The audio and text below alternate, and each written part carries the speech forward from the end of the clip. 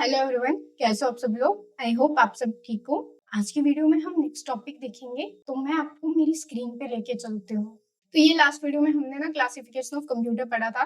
मैंने आपको बताया था कि क्लासिफिकेशन क्या होती है कंप्यूटर की। उसके बाद हमने ये सारी क्लासिफिकेशन वन बाय वन देखी भी थी। आज की वीडियो में हम पढ़ेंगे कंप्यूटर का आर्किटेक्चर। कंप्यूटर आर्किटेक्चर, ये देखो यहाँ पे, the architecture of a computer refers to its structure in term of separately specified components of that system and their interrelationship। अब इसका क्या मतलब है कि जो आर्किटेक्चर है कंप्यूटर सिस्टम का, वो रेफर करता है इसके स्ट्रक्चर के साथ एंड जो इसकी सेपरेटली स्पेसिफाइड कंपोनेंट्स हैं सिस्टम की, और उनका जो आपस में रिलेशनशिप है इंटरनली, वो एक दूसरे के साथ कैसे कनेक्टेड होते हैं। अगर हम यहाँ पे देखें तो देखो, computer architecture represents that mean of interconnectivity for a computer hardware components as well as model of data transfer and processing exhibited। अब इसका क्या मीन है कि जो कंप्यूटर आर्किटेक्ट है वो रिप्रेजेंट करता है इसकी इंटरकनेक्टिविटी। इंटरकनेक्टिविटी मीन्स जो कि सारी चीजें एक दूसरे से कनेक्टेड होती हैं। जैसे आप नीचे यहाँ पे डायग्राम में देख सकते हो, सीपीयू कंट्रोलर के साथ कनेक्टेड है, उसके बाद ये मेमोरी के साथ भी कनेक्टेड है,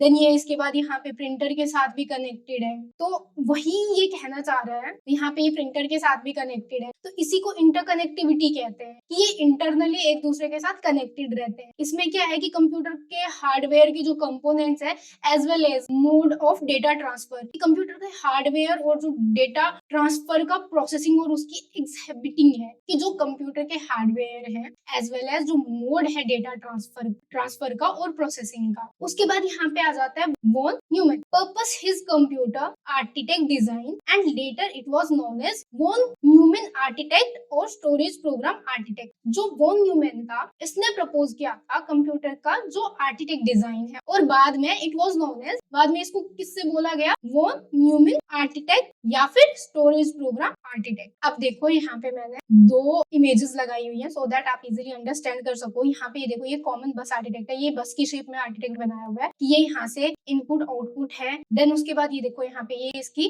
सीपीयू है, सेंट्रल प्रोसेसिंग यूनिट, ये इसकी मेमोरी है, देन ये इनपुट आउटपुट डिवाइस है। अगर आप देखोगे तो ये सारी चीजें इंटरनली कनेक्टेड है एक दूसरे के साथ। जैसे मेमोरी यहाँ से सीपीयू के साथ भी है और इनपुट आउटपुट डिवाइस के साथ भी है, और सीपीयू यहाँ से इसके साथ इनपुट आउटपुट डिवाइस के साथ भी कनेक्ट है और मेमोरी के साथ भी कनेक्ट है। सेम यहाँ पे भी दूसरी जो मैंने इमेज लगाई, यहाँ पे भी आप सेम चीज देख सकते हो कि CPU input and output device जो यहाँ पे कंट्रोलर हब है इसके साथ कनेक्टेड है, और ये मेमोरी के साथ भी कनेक्टेड है, ये यहाँ से प्रिंटर वगैरह के साथ भी कनेक्टेड है। तो ये आर्किटेक्ट जो है इस तरीके से दिखता है। अब हम नेक्स्ट स्लाइड देख लेते हैं। ये यहाँ पे ना मैंने आपको प्रॉपर कंप्यूटर की एक इमेज लगाई है जो आपको समझने में थोड़ा इजी करेगी। ये देखो, ये कंप्यूटर है। अब यहाँ पे जैसे सारी चीजें एक दूसरे के साथ कनेक्टेड है। ये डेस्कटॉप है कंप्यूटर का सिस्टम यूनिट। उसके बाद ये इसका यहाँ पे सीपीयू है, ये इसकी यहाँ पे मेन मेमोरी है, देन ये इसकी यहाँ पे सेकेंडरी मेमोरी है। उसके बाद ये हमारा माउस है, ये इनपुट डिवाइस है, ये इनपुट देने के लिए यूज होता है। ये हमारा कीबोर्ड है, ये भी इनपुट देने के लिए यूज होता है। अब जो स्पीकर है ये आउटपुट डिवाइस है। उसके बाद हमारे पास यहाँ पे फ्लैट पैनल डिस्प्ले है, ये भी आउटपुट डिवाइस है, क्योंकि जब भी हम कुछ इनपुट देते हैं, कुछ भी लिखते हैं, तो वो हमें स्क्रीन पे आउटपुट के फॉर्म में मिल जाता है। नेक्स्ट ये देखो, यहाँ पे किस तरीके से वर्क करता है। यहाँ पे जैसे हमने ये यहाँ पे इनपुट डिवाइस कनेक्ट है और यहाँ से हम इनपुट देते हैं, उसके बाद ये ट्रेवल करता है, ये यहाँ से मेन मेमोरी में जाता है, देन ये सीपीयू के साथ भी कनेक्टेड है, यहाँ से फिर ये सीपीयू पे जाता है। उसके बाद सीपीयू यहाँ पे मेन मेमोरी के साथ कनेक्टेड है, देन ये हमें रिजल्ट देता है। ये हमारी सेकेंडरी मेमोरी है। सेकेंडरी मेमोरी क्या होती है कि जैसे आप लोग पेन ड्राइव वगैरह यूज करते हो, उसको सेकेंडरी मेमोरी होती है कि आप वो अपनी मर्जी से यूज कर सकते हो। देन यहाँ पे ये देखो, यहाँ पे प्रॉपर कंप्यूटर के आर्किटेक्ट की मैंने इमेज लगाई हुई है। अब अगर आप यहाँ पे देखोगे कंप्यूटर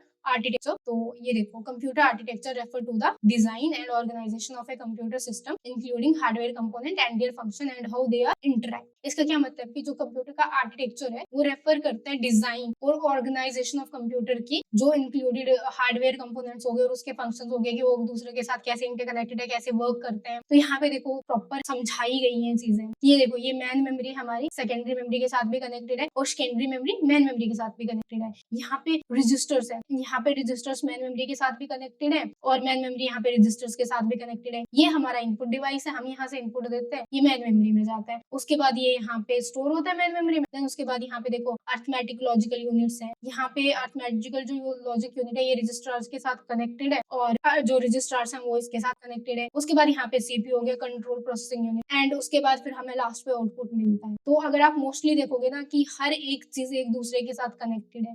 जब तक एक दूसरे के साथ ये चीजें कनेक्टेड नहीं होंगी ना, तो तब तक हमारी जो चीजें हैं वो प्रॉपर वर्क नहीं करेंगी। तो आज की वीडियो में हमने कंप्यूटर का आर्किटेक्चर देखा है। मैंने यहाँ पे आपको इमेजेस भी दिखा दी है, मैंने इसको एक्सप्लेन भी कर लिया हुआ है। आज की वीडियो में हमने कंप्यूटर आर्किटेक्चर के बारे में पढ़ा है। मैंने आपको 1 बाय 1 सारी चीजें बता दी, इसको एक्सप्लेन भी कर लिया, आपको इसके डायग्राम्स भी दिखा दिए। अगर आपको कुछ भी क्वेश्चन रहता है तो आप कमेंट कर सकते हो। तो आज की वीडियो हम यहीं तक रखेंगे। मैं आपसे नेक्स्ट वीडियो में मिलूंगी, तब तक के लिए बाय बाय, टेक केयर।